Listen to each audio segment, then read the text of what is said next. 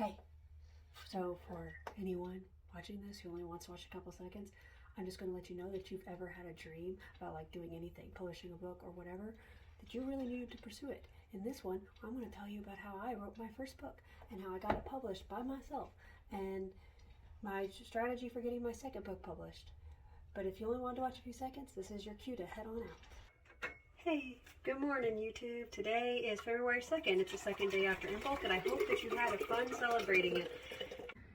So today, while I go check to see if my stairs are still iced, I would like to talk about how to self-publish your own book, or to decide which way is best for you. All that really matters is that if you want to publish a book, that you get it done. And I'm going to walk you through those steps here in just a moment. Alright, so I know what you all are thinking. Who is this girl? Why does she can tell us how to publish our first book? Like, why would she think that she has this authority?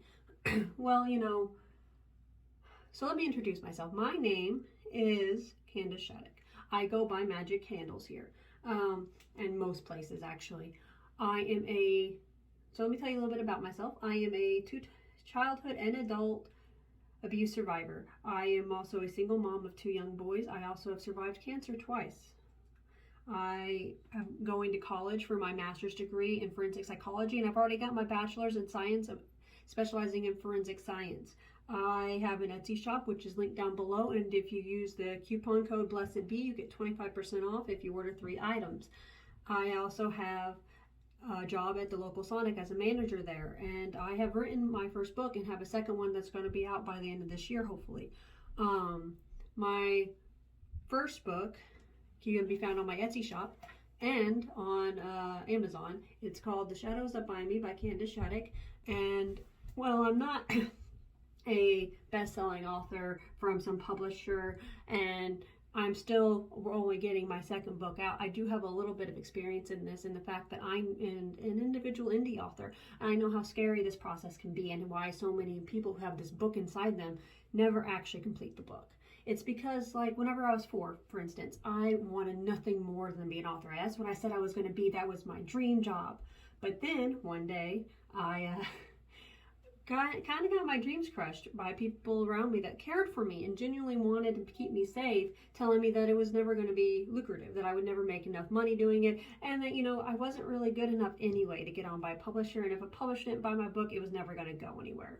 Now, as an adult, I held on to those beliefs, those things that people told me, because in a way I thought I was protecting myself, but all I was really doing was stopping myself from pursuing something that I really wanted. Because in the end, it doesn't really matter if it does well, as long as you know you did your best, and even if it impacts one person, then you've made a difference in somebody's life.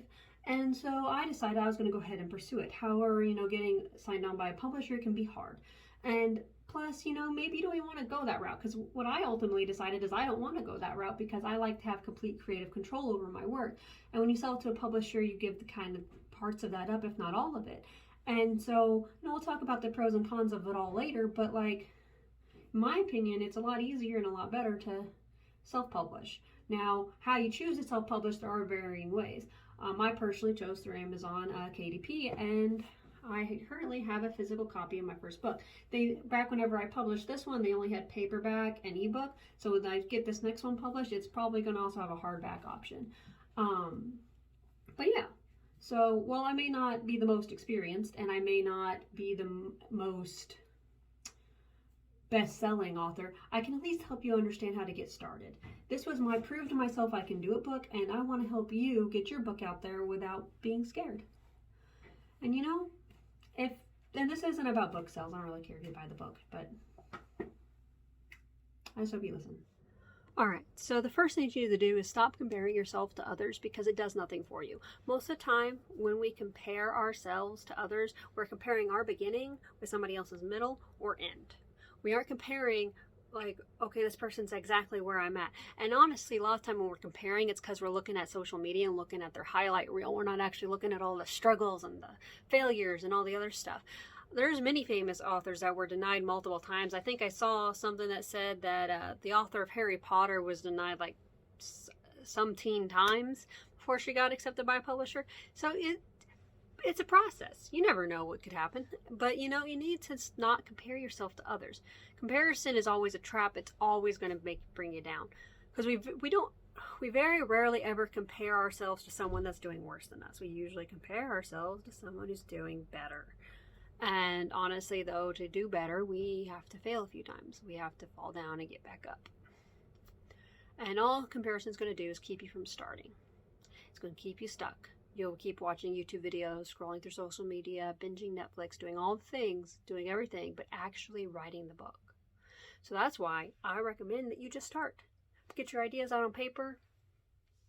Figure out what you want to do. Figure out what your story is going to be about. So let's look at how you can get started. Okay, so step one is obviously that you just start. You need to figure out what your idea is going to be. You need to brainstorm ideas for what your book's going to be about. Like, is it going to be a romance, a mystery, a thriller? What is it? And once you decide that, then you can start character development or pick some main characters or a plot and then a plot line. Like, you know, what's going to happen in the story. Usually I find that it's helpful to figure out what type of story you're aiming for first. So figure out the type of story, write down all your ideas, and then pick the one that resonates the most with you. Okay, and step two, obviously, you know, characters and plot line.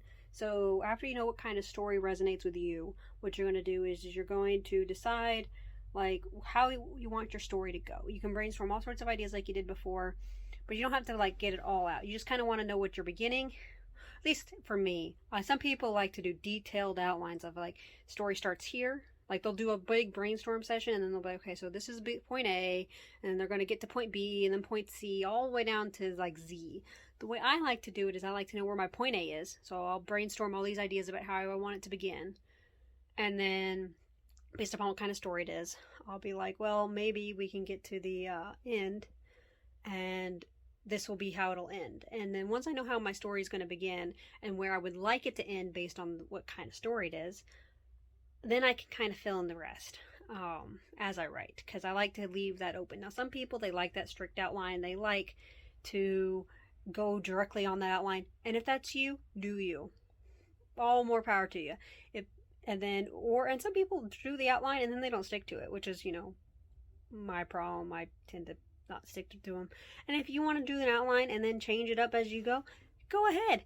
There's no rules to writing your book. It's your book.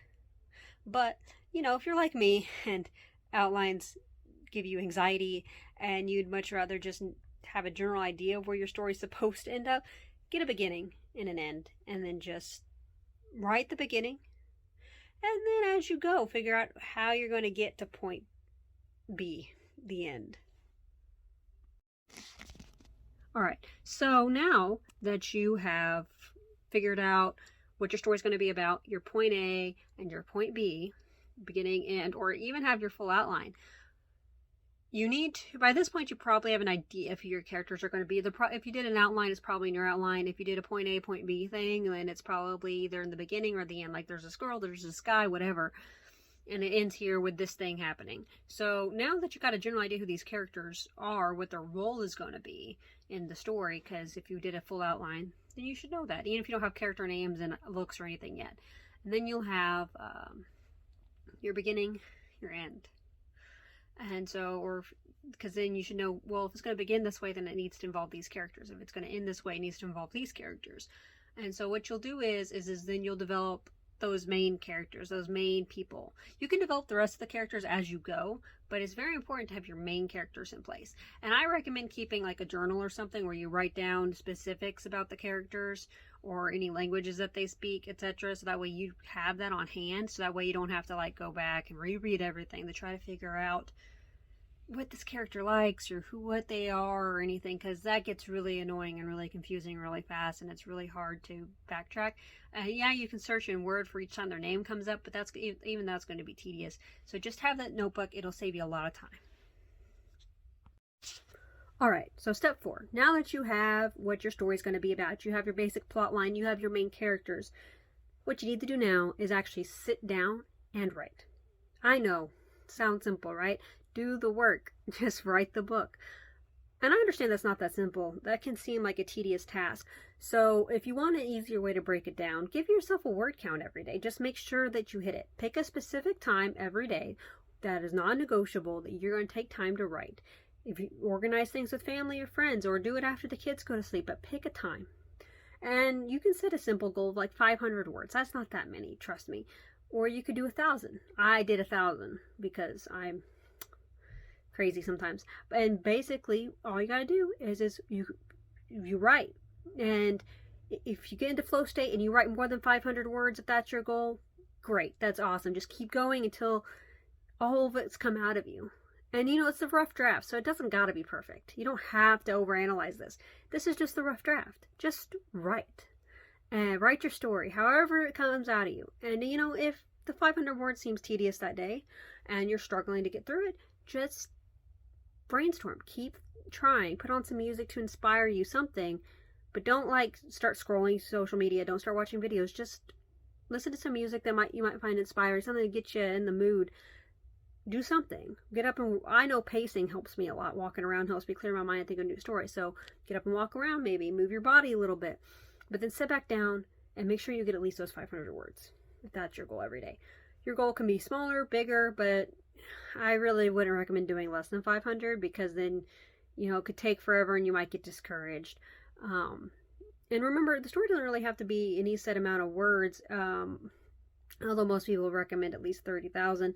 But just do your best. Just write your story however you want it. It doesn't have to be perfect the first time. Alright, so now that you have written your rough draft, what you'll want to do is you'll want to go back over it, reread it, make sure that everything makes sense and that it all correlates. Because I've written a story before all the way through, and I thought, even when my character drew up beside me, I thought I was pretty consistent, but then I found indiscrepancies where I said that this character was this person or worked for this person, but then suddenly they didn't. So you want to, or they worked for someone else, where they were suddenly the bad guy. And so you want to go through and make sure that that's all hashed out. And if you want to keep that sudden change in there, maybe try to explain it in some way. Otherwise, maybe go back and make some corrections, or if there's other things that don't make a lot of sense, go through and fix it. Also, this also gives you a good chance to check for grammar and spelling mistakes and figure out what you want to do. Okay, so now that you've gone over it and fixed some of those indiscrepancies, fixed your grammar, spelling that you've caught, or that if you're doing it in Word will catch a lot of that too, or fix it up, touch it up a bit. A lot of people like to do proofreading. I have one trusted friend that I have proofread it, and then but that's because I don't know, because I know I can trust her. So I would pick people that you can trust and not try to steal stuff from you, and I would have them proofread it. Now if you're really paranoid, you can do it with being in the same room and then take it back with you, or you can send it to them if you'd like. But you do need to get some proofreaders, or if you'd rather, you could always pay a professional to proofread it for you. Usually, though, if you're paying a professional to proofread, you're also paying them to edit, which would be the step 6. Or no, we're on step 6, so step 7, I guess, because can't count today. But yeah, no, I would definitely get a proofreader. Since step 6 and step 7 kind of go hand in hand, if you pay someone, I'm going to go ahead and cover it here before I have to move on to my next task. I'm waiting on laundry right now. But step 7 would be editing. I personally, because I don't know, I usually send it out to an editor. I have one on Fiverr, I believe that's how you say that app or website, with that called Sammy Wright Writes, and I'll link that down below. They're really helpful. They've helped me with all my questions about whether or not I need a copyright, about what I need to do here and there. They are really good at helping and figuring out and helping you figure out the path that you want. And they all have lots of information on publishers and other things, and they're just really, really helpful. And they never make me feel bad or I'm bothering them by asking so many questions or trying to figure things out. They always make me, feel comfortable to coming to them, and they'll help me. So I would totally recommend them if you're looking for a professional proofreader and editor. And then go on from there. All right, so now that you've gotten an editor, and because I forgot to mention it previously, it usually costs less than $300 for mine, but that's because it's under 30,000 words, just barely under, because I think it's so much per word, but I can't remember off the top of my head how much it is per 1,000 words, but I know that mine have been historically like $280 for, or around there, for about 28,000 words. So there's that. Anyway, so step 8 is to, once you get your editing back, it's to decide whether or not you actually want to file for a copyright. I think it's like $65 on the copyright website, and I can link that down below too if that's what you want to do. However, because it is your work, once you publish it, technically you have the copyright to it. I just like having the piece of paper to have just in case, because it gives me an extra sense of security. But I've asked around, and I guess that's not really necessary, but it does make me feel safer because I feel more protected. So if that's you, I'll link that website down below, and you would just sign up, and you would go to copyright, submit a unpublished work, because you want to do it before you publish, and then you just got to pay the $65 and wait. You submit it and you just wait. But I do that after I edit, because you want the final product. And all right, so for step 9, what we would do is we would format it. My previous example of my editing cost, I send it to the same person for the formatting, and it usually runs me less than $200, $140, $160, somewhere in there, to get it published, or not published, but formatted. And so once we get it formatted, all right, so now that we have wrote the book, and we've proofread it and made any adjustments or taken feedback and edited it again, because that's what the purpose of proofreading is, and we have gotten it edited by a professional editor to make sure that everything is okay. Our next step, and we've decided whether or not we're copywriting, our next step, step 9, would be to format. And I submit it to the same person I submit to editing. They format it usually for me. With my previous example, in my 28,000 something word documents, it's cost me somewhere between $140, $160. So you know, it's not that expensive depending on how big your document is, but you'd pay them to do that, and then they would format it the way that you would need it to get it in paperback and ebook. And then and it usually takes a few days, but once you get it back, you'll have it formatted, and then we can move on to step 10. Alright, so now that you have it formatted, your next step will be have a cover made. Sammy Wright Writes does have someone that they recommended to me, but their time zone's a little weird, so you can really have anyone on Fiverr do it, or if you have a friend do it, or you hire a professional, just make sure that it's in the right format for whatever platform you're using. Now, that being said, I would want to go ahead and let you know that all the things after proofreading that I've told you are steps that you would take if you're publishing by yourself, because that's what I have the most familiarity with. However, there are different ways to publish, either through a publisher or self-publishing. So we'll discuss those here in a second, but I just wanted to let you know that I'm not a professional. I can't tell you what to do, but I can tell you what I've done and what has helped me. So I'm just trying to help out and give you the best advice I can. Hey guys, now that I'm back from work, I would like to go over the publishing pros and cons of different areas. I was going to start with the traditional, since that seems to be the most popular preferred method, and yeah, it's great if you can get it. But once you get accepted by a traditional publisher, there is no cost to you. It doesn't cost anything once you're accepted. And if this is the route that you want to go, there's many resources for that. The editor and formatter that I recommended might be able to help you. Sometimes the publisher will even give you an advance on your book, but those have to be repaid through royalties. I don't know what happens if it fails. I'm not really sure on that. And also another pro of going through a traditional publisher is that they do have credibility. They hold prestige in the area, and therefore bookstores are more likely to go ahead and sell your book. And you're more likely to get book signings and things like of that nature. Bookstores don't typically want to support self-published authors because being approved through a publisher kind of shows that your work has legs and is more likely to, because they're in the business of selling books. They're not going to accept something if it's not good. Whereas, self-publishing is a little easier to do by yourself. So they often won't unless it does really well. Also, publishers have industry knowledge, so they know what sells, and they will be able to help you make sure that your book looks good. Now, a con to this is that they may suggest that edits and things that you don't particularly agree with, and they may change the title or do a cover design or put you in a different genre than what you would like to be in. They also have the higher know-how, though. They have professional editors, they have designers, they have fact checkers. So the problem with all these professionals, though, is that their opinions can differ, and therefore the process can be also really slow. But like I said, you do get the validation of knowing that your work has legs, so to speak.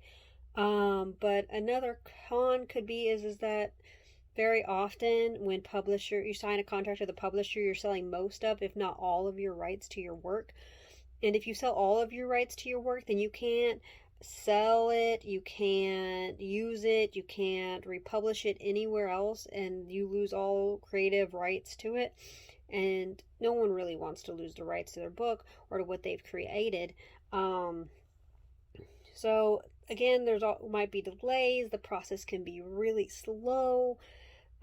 Because there's a selection committee and they usually meet irregularly, and then there's editors and all these other people who have a say so the process can be slow, and disagreements with edits and genres and etc.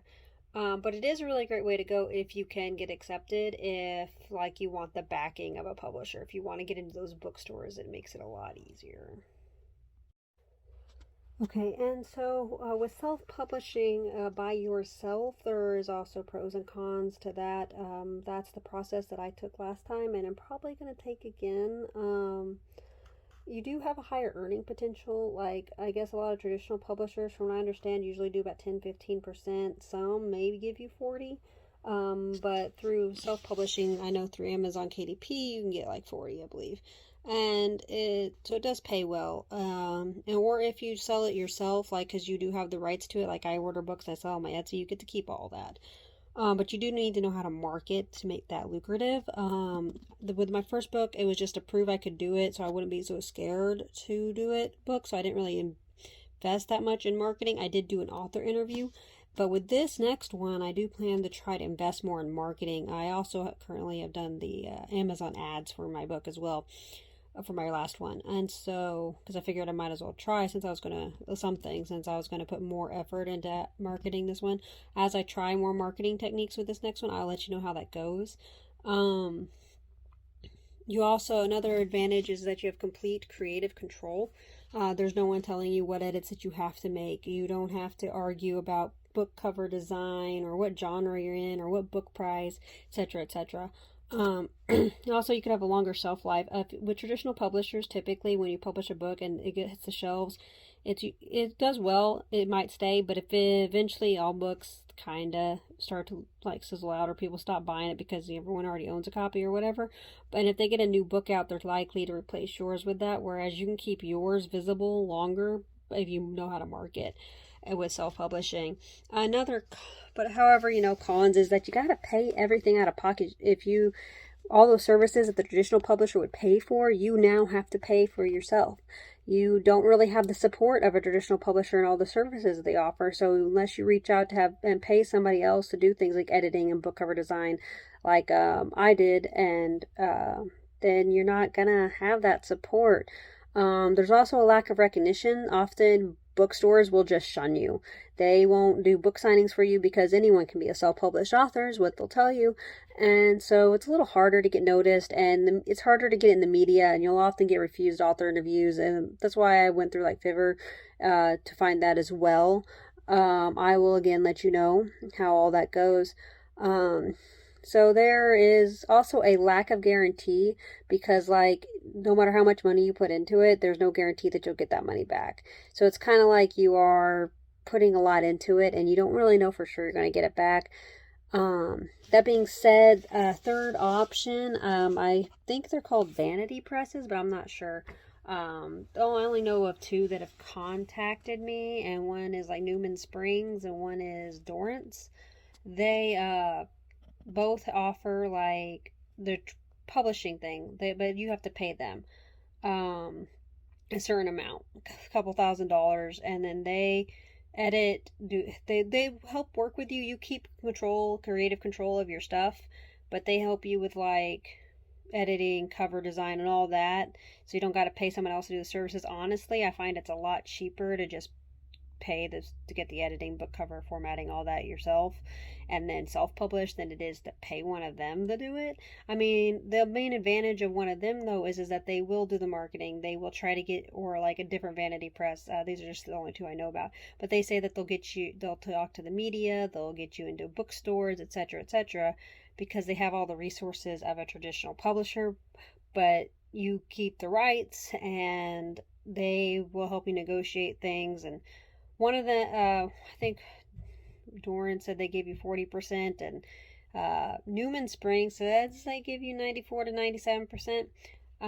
But I don't know. So those are things that you have to consider, but you may not get the money back because there's still no guarantee. Because just because they can call and try to get you into bookstores and get you into media outlets doesn't necessarily mean that you'll sell the books either. Because like not all bookstores are going to buy it. They can put it on the online store of the bookstore, but not all bookstore. I think they say Barnes and Noble and Amazon, but for like the online stores. But there's no guarantee that bookstores are going to actually order your book, so there may not be a return rate, and so you may not see that money that you paid them. So I think, in my opinion, the option that would be the cheapest if you're not going to go with a traditional publisher is to do self-publishing by yourself, because paying for those individual services costs considerably less than it would to go through one of them. However, if you want that extra marketing help, that might help, because the marketing, I'm not sure how much that would all cost because I haven't tried it yet, so I am going to keep you updated on that. But I would recommend that you get started, you write the book, and then you can weigh the pros and cons yourself. But I would recommend self-publish. If I just like having creative control. All right, so quick recap is that there's that pin. Is that we would. Step number 1, obviously figure out what your story is going to be about. Step number 2, what you really want to do is to figure out an outline or point A to point B. Step 3, figure out your plot and your character design and who your main characters are. Step 4, go ahead and write the book. Come up with a select word count that you need every single day to get there, and do it. Sit down and do the work. And then once you have the book written, don't worry about it being perfect. It doesn't have to be. The next step, step 5, is to go ahead and go through it again. Reread it, and then correct any inconsistencies, any mistakes that you catch, anything that needs to be fixed. Do that. Then step 6, have it proofread. And step 7, 6, 7, proofread and edited. Now and now at this point, after you've had it proofread, what you want to do is you need to decide if you're going to try to submit it to publishers. Because if you're going to submit it to a traditional publisher, you can go ahead and do that. They also accept the manuscript, and then they'll do the editing and all that. If you're not, or if you're even going through a vanity press, and you decide to make that financial commitment, you can just submit them the manuscript, and then they will go ahead and do all the other processes, editing, book cover design for you, and all that other stuff. However, if you're self-publishing by yourself, you need to go ahead and pay an editor. And then you'll need to decide whether or not you're getting a copyright. And then you need to format. And then get a book cover design. And then once we have the book cover design, we can go ahead and publish on Amazon KDP. And what you would do there is you'd go to Amazon KDP, type that into Google search, go to the website, sign up for an account, and then it's pretty easy to walk through it from there. If you would like me to do a walkthrough video of that, please leave a comment down below and I will be sure to do it for you. But yeah, it's just that simple. All you gotta do is figure out what you want to do and then do it. Write the book, go through the steps, figure out how you want it published, decide if you're going to try to sell it to a publisher or if you're going to pay a vanity press to do it for you or if you're going to do it yourself. And then just do the steps. Do the work. You got this. Okay, so if you've made it this far into this video, then and you still haven't decided to write your story, you haven't decided that it's worth it to you, then what are you even doing here? What is wrong with you? Just do it. Why?